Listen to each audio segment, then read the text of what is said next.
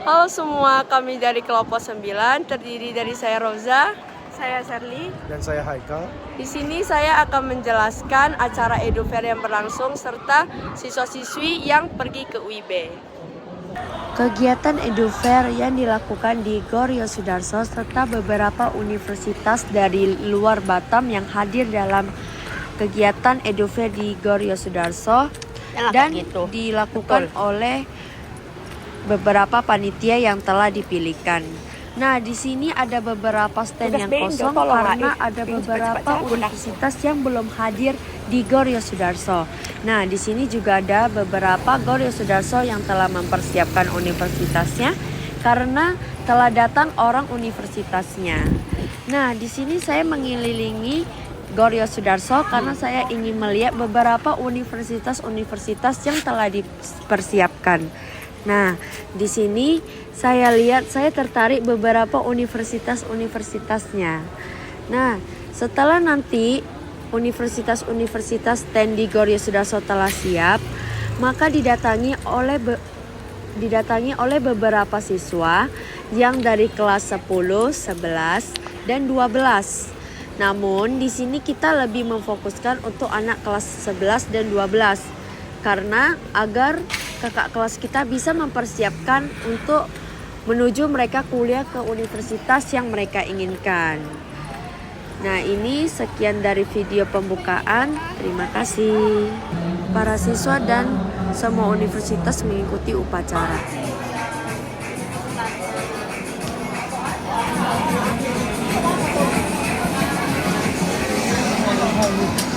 Kamu kenapa? Kok kebingungan gitu? Gini ya Kak, aku itu kan sekarang udah kelas 12. Nah, sekarang kan lagi ada EduFair. Nah, ini kan ada lagi banyak universitas. Nah, saya tuh kayak lagi bingung. Ini kan saya mintanya kan di jurusan informatika. Nah, soalnya kan itu nilainya kan harus bagus kan. Saya tuh kan nilainya pas-pasan. Kira-kira yang mana ya yang cocok untuk tuh univnya? Daripada kamu bingung nih, kita cek ke dalam dulu ya. Siapa tahu ada univ yang menarik. Oh ya,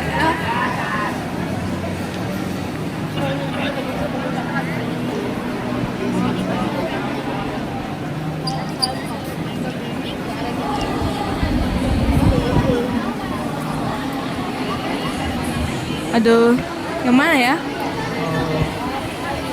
Itu tuh, PKDW mungkin ada informatika juga loh. Siapa tahu kamu tertarik. Oh, boleh. Yuk. Hai, kalian bingung ya? Sekarang kalian mau pindah apa nih? Nah, pas banget.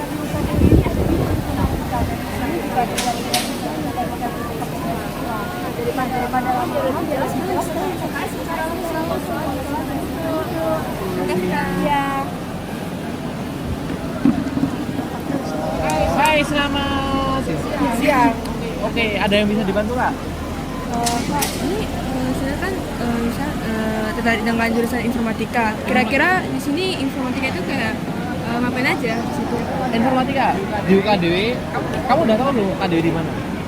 Kurang tahu Kak. Oke, jadi UKDW itu kampus swasta, Universitas Kristen Buta Wacana. Itu lokasinya ada di Jogja. Pernah ke Jogja belum? Pernah. Pernah kemana aja? Pernah kemana aja di Jogja? Itu juga kurang tentu juga ya Kak. Saya ada lama juga. Oh, ketika. Oke. Kamu pernah tahu Malioboro nggak? Pernah. Nah, Malioboro itu dekat sama UKDW. Jadi sekitar 10 menit jalan kaki udah sampai UKDW. Nah, kamu tadi tertariknya di bidang informatika. Nah, kita tuh ada jurusan informatika. Itu masuk di Fakultas Teknologi Informasi dan Informatika. Yang kamu penasaran apa nih?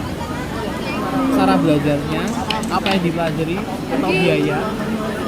Kayak ketiganya lah Kak. Ketiganya, mungkin aku jelasin mulai dari awal dulu. Oke. Informatika itu kan ada dua kita, informatika dan sistem informasi. Dan kamu tadi tertarik informatika. Kalau informatika itu kamu lebih belajar mendalami mengenai teknologinya. Jadi kalau sistem informasi itu nanti kamu belajarnya dasar, dan kan kalian juga belajar manajemen. Nah, karena kamu lagi belajar informatika, tertariknya, nah kalian nanti bakal dites secara logikanya. Jadi logika kalian tuh harus kuat, matematika, bahasa Inggris juga harus kuat. Karena materi-materi kuliah tuh kebanyakan nanti bahasa Inggris. Nah, untuk informatika UKDW kita ada 4 konsentrasi teman-teman. Nah, mulai dari programming and software development, artificial intelligence, database management system, dan juga network infrastructure. Nah, di semester awal kalian nanti bakal belajar semuanya. Jangan nanti mungkin mulai di semester akhir, semester 5 ke atas, nanti kalian nanti harus pilih salah satu konsentrasi. Seperti itu. Kak, jadi kira-kira kalau misalnya ya untuk masuk ke UKDW itu nilainya itu harus kayak bagus semua nggak ya dari semester 1 sampai semester akhir? Semester akhir sampai semester 1. Kalau dibilang harus bagus, enggak, tapi bagus lebih baik. Karena di sini tuh kami ada jalur masuk namanya UKDW prestasi, teman-teman. Jadi UKDW prestasi itu tergantung nilai rata-rata rapor kalian, minimal 75. Nah, selama nilai rata-rata rapor kalian udah 75, kalian bisa mendapatkan potongan DPFP. Nah, misalkan seperti aku bilang tadi, nggak perlu harus bagus, tapi kalau bagus lebih baik, karena semakin besar rata-rata rapor kalian mendapatkan potongan lebih besar. Nah, potongan ini nanti apply-nya di biaya DPFP, uang pangkal. Uang pangkalnya di bidang informatika itu berapa? Informatika. Mungkin aku langsung jelasin ke biaya kuliah langsung ya, biar nggak nanti kepotong-potong. Misalkan informatika. Nah, informatika. Jadi kuliah tuh biayanya bisa menjadi dua. Ada uang semester dan juga uang pangkal. Nah, uang semester ini dibayarkan tiap 6 bulan sekali, tiap bulan semester. Nah, di uang semester itu nanti dipecah lagi jadi beberapa bagian. Yang misalkan informatika ada namanya SPP tetap.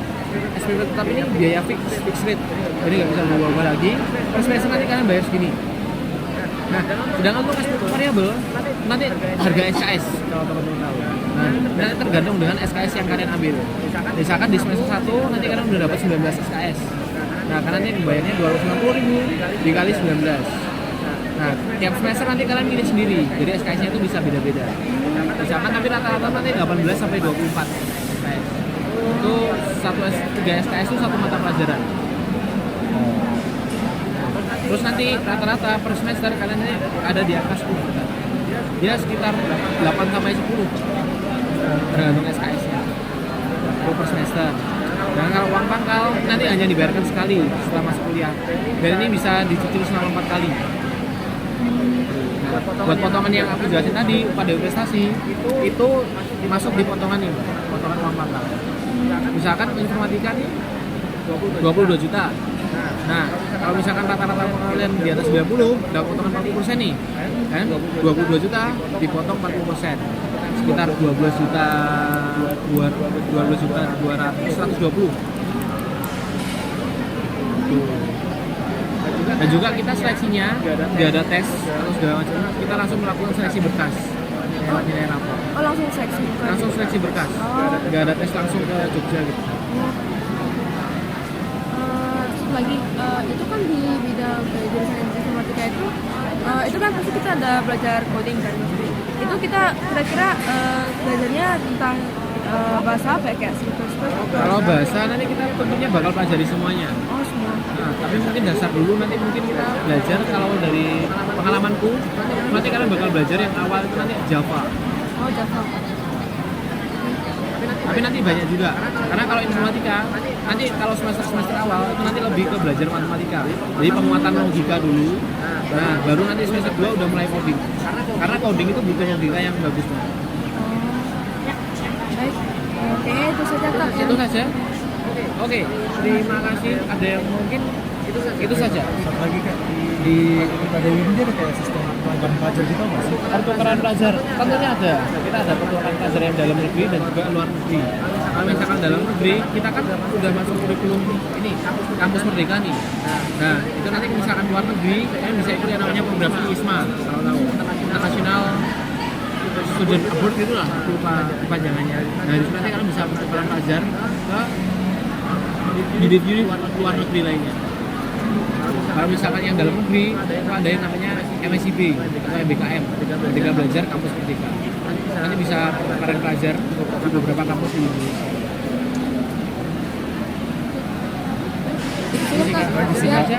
Oke, terima kasih. Terima kasih ya Kak. Sama-sama. Terima kasih.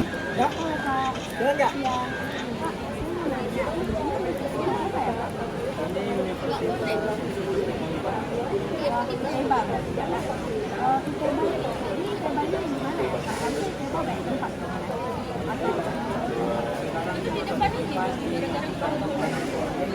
Di Batam ya. Kalau boleh tahu di sini ada bidang apa aja ya Kak?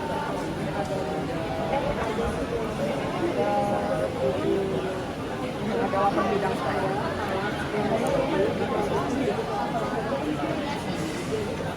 Sekarang bidangnya ada apa dari fakultas teknik, ada teknik komputer, sistem informasi, sistem komunikasi, matematika, dan dari satunya lagi dari fakultas teknik ada teknik industri, manajemen jasa, sama satunya lagi khususnya di ada bisnis digital. Berarti ada sistem informasi ya Kak? Iya, ada IT. Saya tertarik sih Kak sama sistem informasi. Kalau boleh tahu di sini ada beasiswanya nggak ya Kak? Ada. Ada. Boleh jelasin Kak? Beasiswanya dibagi ke bagian non akademik sama akademik. Kalau akademik itu ranking 1 sampai 10 dari kelas 10 sampai 12. Berarti kalau untuk jalurman akademik nggak ada ya beasiswa? Akademik ada. Ada. Ada. Lomba gitu dalam tingkat kota, provinsi, habis itu nasional. Oh, berarti kalau yang biasa belum bisa ya, harusnya kota dulu. Iya, paling kecil kota. Itu berapa persen ya Kak?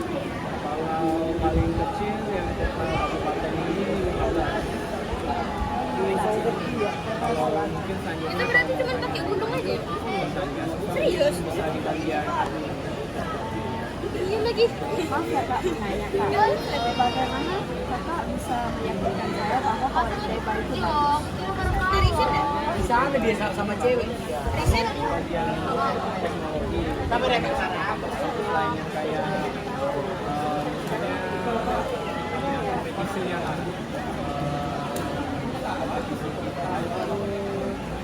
Tek itu cuma misalnya cuma kasih diploma ya kalau kita udah bisa sarjana satu poinnya gitu. Selanjutnya kita ada desain komunikasi siswa sebagai salah satu program studi kita. Kalau kampus lain itu bedanya mereka multimedia ya. Jadi beda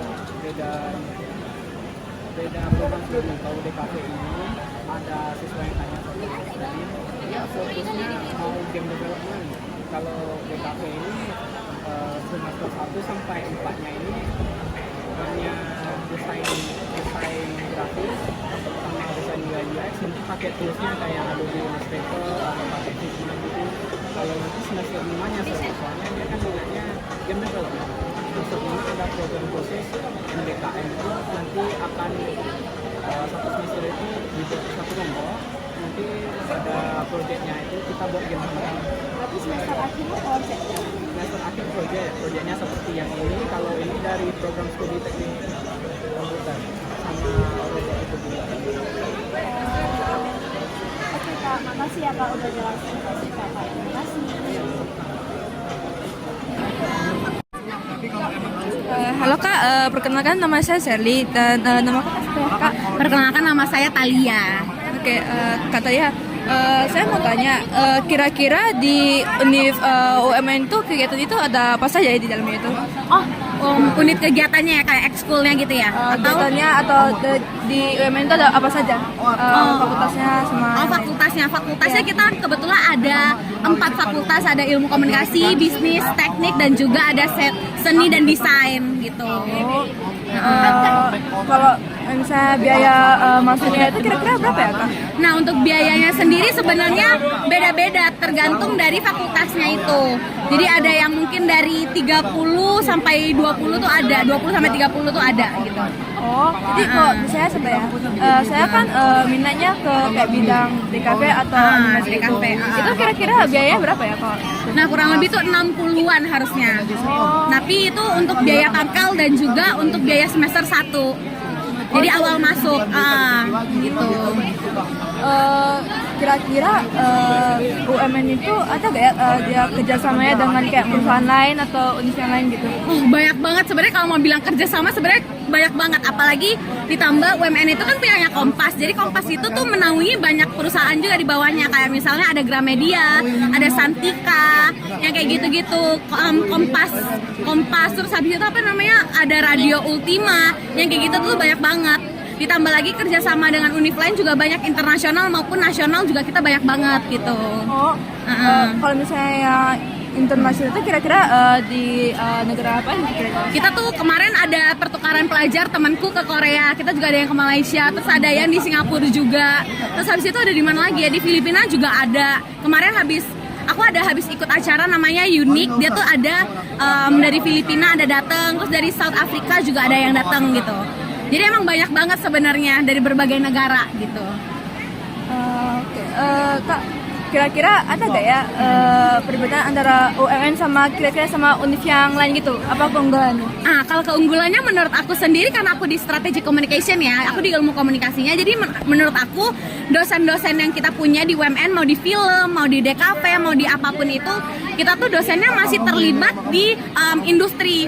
Jadi misalnya perindustrian film itu kan terus berkembang ya, dan itu nggak bisa kayak ya udah kamu jadi dosen terus kayak ya udah gitu doang. Tapi kalau misalnya di UMN, kita tuh dosennya tuh sambil jadi scriptwriter, misalnya kayak KKN itu ada Mbak Lele. Nah Mbak Lele ini dia kerja di industri sekalian jadi dosen, jadi kita tuh update banget menurut aku secara perkembangan di industrinya seperti itu. Oke Kak, baik, itu saja pertanyaan saya. Terima kasih ya Kak. Terima kasih banyak, terima kasih banyak.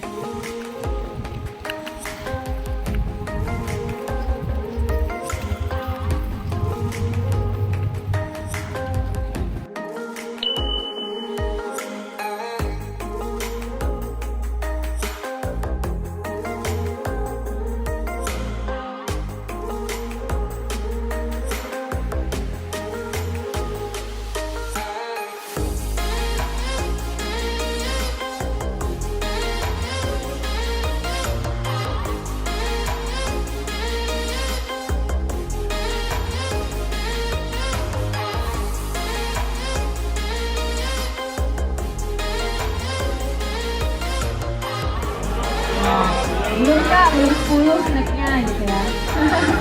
Oke, teman-teman hari ini yang kelas 11 dari SMA Yosudarso ya. Jadi kemarin kan untuk